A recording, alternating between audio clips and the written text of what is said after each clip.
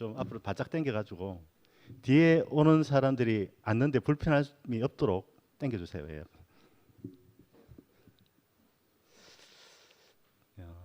그러면 오늘 오늘 상당히 좀 유명한 분들이 오늘 발표자들이 알고 있죠. 예. 발표자들 나오셔서 먼저 인사부터 하도록 하겠습니다. 나와주세요. 예.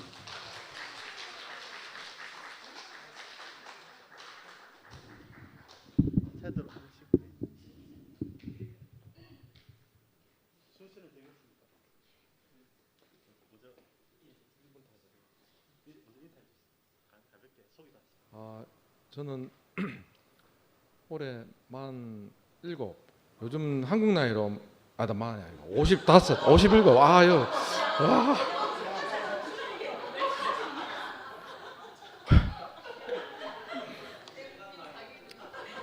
(57에) 55입니다. 아니 생각 없이 얘기하다 보니까 좀 약간 이제 20% 부족한 걸로 이해해 주시고, 날이 더워서 그런 건지 아니면 하여튼 그냥 나오는 대로 얘기하다 보면 이런 실수를 합니다. 하여튼 저하고 같이 사는 사람은 저를 이해를 많이 해주는 편이니까 하여튼 여러분도 많이 이해해 주십시오. 예, 이순묵이라고 합니다. 잘 부탁드립니다. 예, 저는 송규호 형제입니다. 예, 제가 마이크 앞에 쓴 게 언제적인지 기억이 안 날 정도입니다. 그래, 저도 6, 7년 순묵이랑 똑같은 동갑 친구고 57세인데 갑자기 55세로 지금 떨어진 것 같습니다. 하여튼 그렇고. 이제 뭐 겉보기는 이렇게 멀쩡하게 생겼는데 내용 들여다보면 별로 볼 게 없습니다. 그래 뭐 다 아시겠지만 뭐 아까 순묵이는 47세라고 했는데 저도 며칠 전에 우리 직원들 이제 7월 2일자로 인사이동 와서 이제 환영 인사를 하는데, 제가 이제 법원에 개인회생과에 근무를 하거든요. 개인회생과에 근무하는데 민사집행과에 오신 걸 환영합니다 하면서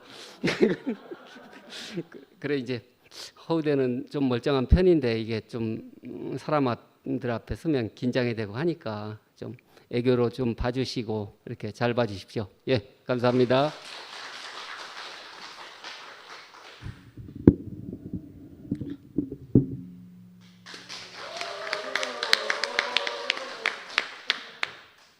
네, 52세인가? 박은숙입니다.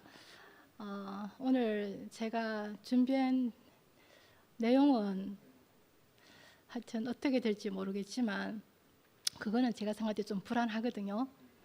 그런데 이제 우리 7시 좀 지나서 앞에서 찬양하신 분들 3분이 좀 일찍 와서 같이 노래를 이렇게 준비하면서 제가 되게 행복했거든요. 왜냐하면은 제 부족한 반주에 우리 정범이 오빠하고 언니들이 약간 춤을 추는 거예요.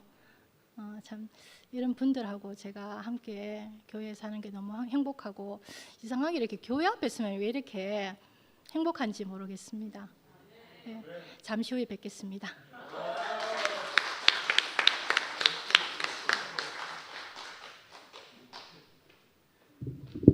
예, 그럼 요 제목이 대접받고자 하는 대로 대접하라. 이 제목처럼 이 오늘 내용이 만만치 않습니다.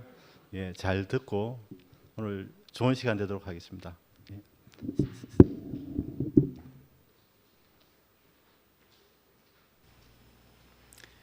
예, 안녕하십니까. 오늘은 마태복음 7장을 중심으로 말씀드리겠습니다. 7장 12절에 그러므로 무엇이든지 남에게 대접을 받고자 하는 대로 너희도 남을 대접하라. 이 말씀은 그리스도교 윤리관과 인간관계를 가장 잘 나타내주는 말씀입니다. 예수님은 이것이 율법과 선지자들의 가르침을 다 합해서 내려진 결론이라고 말씀했습니다. 성경은 이 세상의 모든 문제의 시작을 에덴 동산에 선악의 지식 나무가 있었는데 그 열매를 먹는 데서 시작했다고 말합니다. 그런데 이 중요한 문제에 대해 구약 성경을 잘 알고 있었던 예수님께서 한 번도 직접 선악과가 무엇이라고 언급하지 않은 것은 우리가 주목해 볼 만한 일입니다. 선악과는 누가 어떻게 알아서 써놓은 것일까요? 성경을 문자 그대로 이해한다 해도 그것을 본 사람은 아담과 하와밖에 없는데 아담과 하와가 자식들에게 그 이야기를 그대로 전해줘서 후대 누군가 기록했을까요? 아니면 모세가 계시를 받아서 태초의 일을 기록한 것일까요? 그렇게 믿으면 간단하겠지만 그렇게 간단하게 믿기가 쉽지 않습니다. 성경의 서술은 늘 지금 시점에서 한 이야기입니다. 우리가 정말 사람을 사랑하며 살고 싶고 평화를 누리고 살고 싶은데 왜 우리 속에서 미움이 나오고 다툼이 일어나는 것일까? 세상의 악은 도대체 어디서 생긴 것일까? 사람들이 늘 가지고 있던 이런 물음에 대해서 보다 근원적인 답을 찾아서 비유적으로 말씀해 놓은 것입니다. 모든 문제의 시작은 선악의 지식나무의 열매를 먹은 것이라고 표현을 합니다. 바울은 로마서 7장에 내가 한 법을 깨달았노니 곧 선을 행하기 원하는 나에게 악이 함께 있는 것이다 라고 말했는데 이것은 선과 악이 한 뿌리에서 나온다는 이야기입니다. 사람은 자기를 지키기에 선이 유리하면 선을 내세우고 악이 자기를 지킨다면 악을 표출합니다. 그런데 로마서 8장에 그러므로 이제 그리스도 예수 안에 있는 자에게는 결코 정죄함이 없나니 이는 그리스도 예수 안에 있는 생명의 성령의 법이 죄와 사망의 법에서 너를 해방하였습니다. 선언했습니다. 이걸 다시 말하면 예수 안에 있는 생명나무의 열매를 먹음으로써 아담 안에 있었던 선악의 판단의 굴레에서 해박되었다는 말로 해석할 수 있습니다. 예수님이 생명나무, 선악의 지식나무라는 표현을 직접 쓰지는 않았지만 마태복음의 산상수훈을 자세히 보면 선악의 지식나무를 제하고 생명나무를 회복하는 말씀으로 해석할 수 있습니다. 그리고 마태복음 7장은 간접적이긴 하지만 선악의 지식나무의 결과에 대한 경고입니다. 판단하지 말라. 네 눈에 들보가 있는데 형제의 눈에 티를 가지고 말하지 말라. 돼지에게 진주를 던지지 말라. 자식에게 좋은 것을 주지 않냐. 그러므로 무엇이든지 남에게 대접받고자 하는 대로 너희도 남을 대접하라. 이런 말씀들은 결국 선악과로 말미암아 생긴 결과들을 처리하는 말씀입니다. 에덴 동산에서 뱀의 유혹은 그것을 먹는 날에는 너희 눈이 밝아져서 하나님 같이 되어 선악을 알 줄 하나님이 아심이라고 한 것입니다. 선악의 판단에 있어서 하나님 같이 되는 것은 옳고 그름을 판단하는 일에 있어서 자기가 하나님 같이 되는 겁니다. 다시 말해 자기의 판단을 절대적인 것으로 여기는 것을 말합니다. 내가 판단의 기준이 되면 나의 판단에 맞지 않는 것에 대해서 화가 나고 미워지고 죽이기까지 할 수 있는 것입니다. 그래서 이 세상의 악은 인간이 선악의 판단의 주체가 되는 데서 생기는 것입니다. 사람은 어차피 인식의 한계를 가지고 있습니다. 자기 관점으로 밖에는 다른 사람을 보지 못합니다. 또 자기 처지에서는 자기 하는 일이 항상 최선입니다. 각 사람의 입장을 고집하면 각자의 최선이 다르기 때문에 이해의 충돌, 입장의 충돌이 생길 수밖에 없습니다. 그래서 생각이 다른 사람들이 모두 만나는 자리가 필요합니다. 서로 다른 형제들을 하나로 만나게 하는 것이 아버지 마음이고 모든 사람을 함께 받을 수 있는 자리가 하나님의 입장입니다. 요한복음 14장에서 예수님은 내 아버지 집에 거할 곳이 많다 하셨습니다.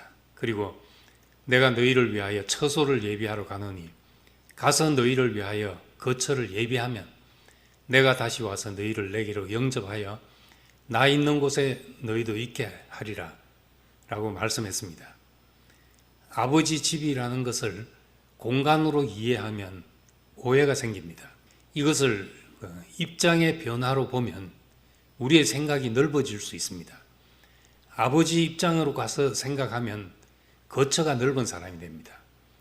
내가 수용하지 못한 사람까지 이해하고 수용할 수 있게 되니까 거할 곳이 많은 사람이 됩니다.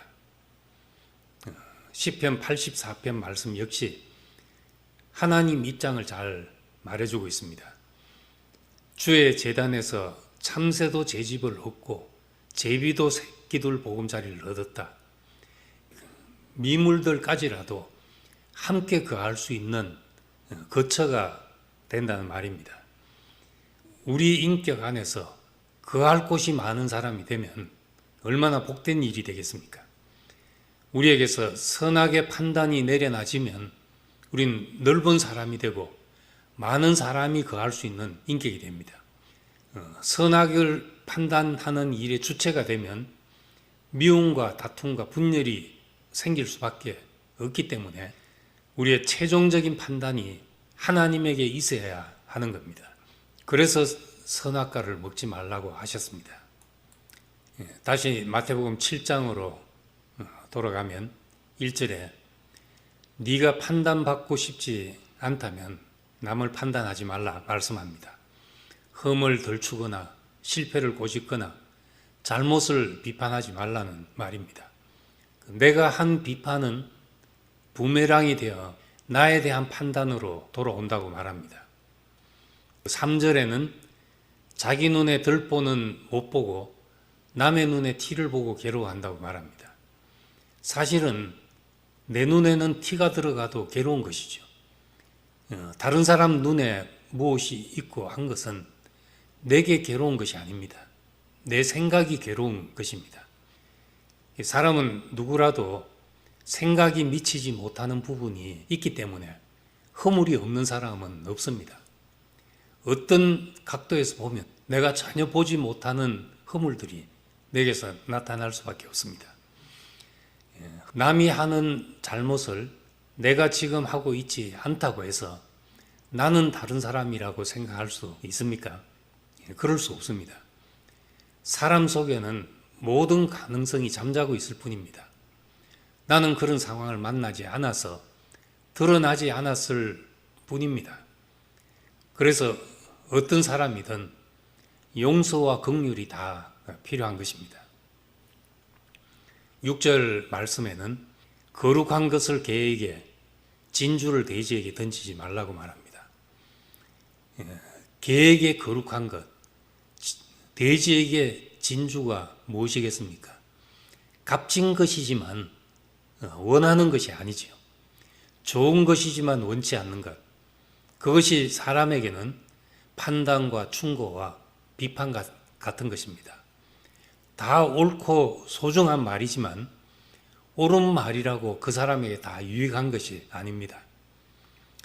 바른 말은 해줘야 되지 않냐 이렇게 말합니다. 물론 필요한 일입니다. 그러나 그것이 받아들여지자면 그 말을 해줄 만한 사람이 해야 하는 겁니다. 옳다고 말하는 것이 아니라 그 사람에 대해서 깊은 애정이 있을 때 말할 수가 있습니다. 고린도전서 13장에 보면 사랑이 없으면 사람의 방언과 천사의 말을 해도 울리는 괭가리 소리에 불과하다고 말합니다. 깊은 애정이 없는 비판과 충고는 나 시원하자고 하는 말에 불과한 것입니다. 다시 9절 말씀에 너희 중에 누가 아들이 떡을 달라 하는데 돌을 주며 생선을 달라는데 뱀을 줄 사람이 있겠느냐? 너희가 악한 자라도 좋은 것으로 자식에게 줄 알지 않냐 하셨습니다. 물론 자식에게 잔소리하고 책망해서 억눌러 놓는 부모도 있지만 기본적으로 부모는 자식에게 좋은 것을 주고 싶어 합니다. 음식을 해서 나는 찌꺼기를 먹어도 자식에게는 건강하고 좋은 음식을 주고 싶어 하는 것이 부모 마음입니다. 정말 줘야 할 좋은 것이 뭡니까? 모든 사람이 받기를 원하는 좋은 것이 뭡니까? 사람들이 나를 비판해 달라 하고 충고해 달라고 요구할지라도 정말 그 사람에게 필요한 것은 살게 하는 힘입니다. 영혼을 소생시키는 힘이 필요합니다. 그것이 사랑이고 존재를 인정해 주는 것이고 칭찬과 격려입니다. 그래서 힘을 얻고 나면 그 다음에 잘못된 것을 고칠 여력도 생기고 넉넉해지면 자기를 볼 수 있는 눈도 생기는 겁니다. 그러나 옹색한 사람은 남에게 이런 것을 줄 수가 없습니다. 자신이 넉넉해져야 남을 살게 하는 힘을 공급합니다. 너희가 자식에게 좋은 걸 줄 줄 알지 않냐? 하물며 하나님이 너희에게 좋은 것을 주지 않겠냐? 그 좋은 것, 그것은 우리를 살리는 말씀입니다. 내게 정말 은혜가 필요한 사람은 말씀 속에서 나를 살릴 것을 찾습니다. 그런데 내가 뭔가 된 줄로 아는 사람은 거기서 판단하는 말만 보이게 됩니다. 남에게 들이댈 그런 말만 보이게 됩니다. 그래서 정말 줘야 할 좋은 것, 그것은 나를 살게 하는 힘이 필요하듯이 다른 사람도 살리는 말이 필요한 것입니다. 12절에는 남이 너에게 해주기를 원하는 그것을 남에게 해주라는 겁니다. 너희가 대접받기를 원하는 대로 남을 대접하라. 사람은 모두 자신이 사랑받기를 원하고 행복하기를 원합니다. 당신은 사랑받기 위해 태어난 사람, 이런 말을 듣고 싶어 합니다. 인정받고 싶어 하고 존재를 기여기에 주기를 바랍니다. 내게 이런 양식이 필요하다면 다른 사람에게도 필요한 겁니다. 내게 무엇이 필요한지 알면 다른 사람의 필요도 알게 됩니다. 넉넉한 사랑과 인정 속에서 자란 아이는 자존감이 높습니다. 그리고 세상을 살아가는데 문제를 넉넉하게 감당할 힘이 거기서 생깁니다.